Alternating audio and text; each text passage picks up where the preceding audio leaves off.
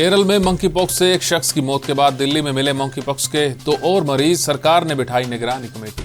अडानी की कंपनी ने डीआरडीओ के साथ मिलकर बनाया सेल्फ गाइडेड बम, खुद को नेविगेट करके दुश्मन के ठिकानों का खात्मा करेगा। दिल्ली के चुनाव आयुक्त की डीपी लगाकर एक शख्स ने अधिकारी से लूटे 2 लाख। पुलिस ने मामला दर्ज कर शुरू की जांच। नमस्कार, मैं हूं संजय सेठी, आप देख रहे हैं जयश्री टाइम्स।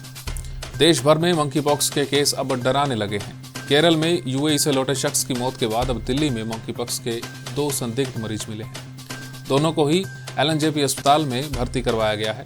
खास बात यह है कि दोनों अफ्रीकी मूल के हैं। फिलहाल संदिग्धों के सैंपल लेकर जांच के लिए भेज दिए गए हैं और रिपोर्ट आने का इंतजार किया जा रहा है। भारतीय वायुसेना के लिए एक लंबी दूरी का smart self guided glide bomb बनाया गया है।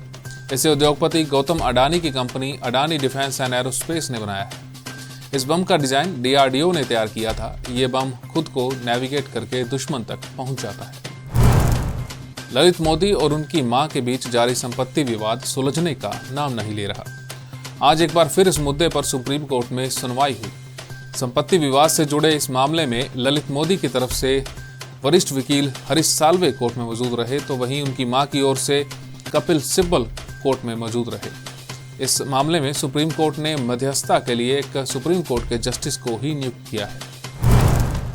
उत्तर प्रदेश में कल हुई लेखपाल भर्ती परीक्षा में साल्वर गैंग ने एक बड़े पैमाने पर गड़बड़ी फैलाई है। कहीं परीक्षार्थी की जगह पर कोई दूसरा शख्स एग्जाम दे रहा था, तो कहीं ब्लूटूथ के जरिए नकल करवाई जा रही थी। यूपी एसटीएफ ने प्रयागराज से लेकर बरेली, कानपुर, लखनऊ और गोंडा समेत कई शहरों में एक साथ छापेमारी की और कुल 21 लोगों को गिरफ्तार किया है।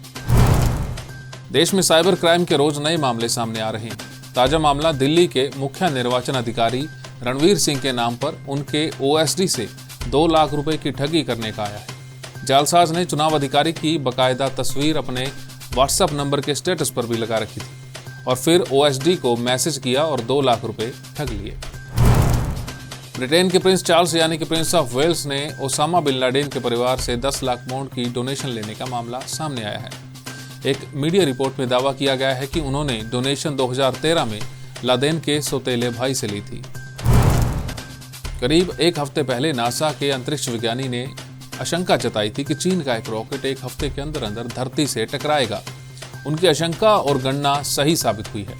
चीन का एक रॉकेट शनिवार रात मलेशिया के पास हिंद महासागर में गिरा है। चीन के साथ 3 साल में ऐसा 3 बार हो चुका है। अमेरिकी अंतरिक्ष एजेंसी नासा एक ऐसा प्लान लेकर आई है जिसे सुनकर आप हैरान हो जाएंगे। नासा ने सूर्य को विशालकाय टेलीस्कोप में बदलने की तैयारी कर ली। वो इस मिशन के जरिए दूसरे दुनिया यानी कि ब्रह्मांड या फिर आकाशगंगा के एलियन प्लैनेट्स को देखेगा। अब बात आज के इतिहास की। अंग्रेज हुक्मरानों की बढ़ती ज्यादतियों का विरोध करने के लिए महात्मा गांधी ने 1920 में 1 अगस्त को असहयोग आंदोलन की शुरुआत की थी। आंदोलन के दौरान विद्यार्थियों ने सरकारी स्कूलों और कॉलेजों में जाना छोड़ दिया। वकीलों ने अदालतों का बहिष्कार कर दिया। कई कस्बों और नगरों में श्रमिक हड़ताल पर चले गए। सरकारी आंकड़ों के मुताबिक 1921 में 396 हड़तालें हुई, जिनमें 6 लाख श्रमिक शामिल थे। शहरों से लेकर गांव देहात में इस आंदोलन का गहरा असर दिखाई देने लगा और सन 1857 के स्वतंत्रता संग्राम के बाद असहयोग आंदोलन से पहली बार अंग्रेजी राज की नींव हिल गई। फरवरी 1922 में किसानों के एक समूह ने संयुक्त प्रांत के गोरखपुर जिले के चौराचौरी में एक थाने पर आक्रमण कर उसमें आग लगा दी।